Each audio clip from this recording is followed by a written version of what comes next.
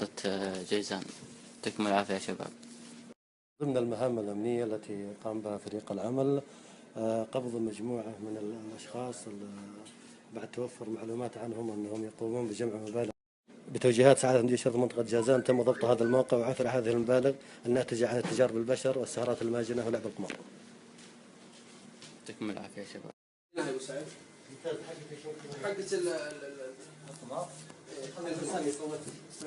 حق القمار.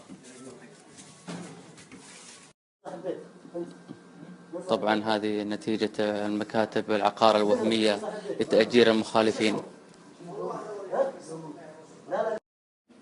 هؤلاء 5 أشخاص تم قبضهم في هذا الموقع مع فتاة وجاري الآن تسليمهم لأقرب دوري أمني. والفتاة كيف الطريقة معها؟ سوف يتم التعامل معها حسب النظام.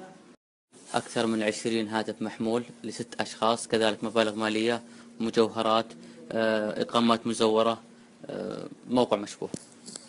الحملة ضمن توجيه صاحب السمو الملكي الأمير محمد بن ناصر بن عبد العزيز أمير منطقة جازان بمتابعة اللواء ناصر الدويسي والشباب البحث. يعطيكم العافية يا شباب. طبعا هذا الموقع الداخلي، هذا المسرح.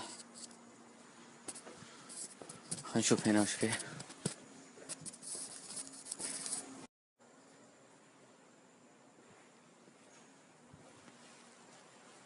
أتوقع قاعة أفراح.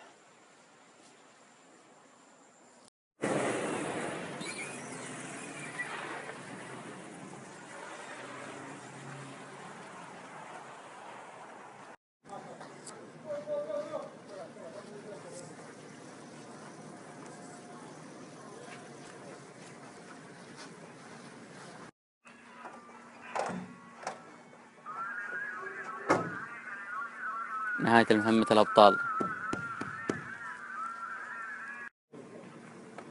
نهاية المهمة. الآن سيتم تسليم الأشخاص مركز الشرطة.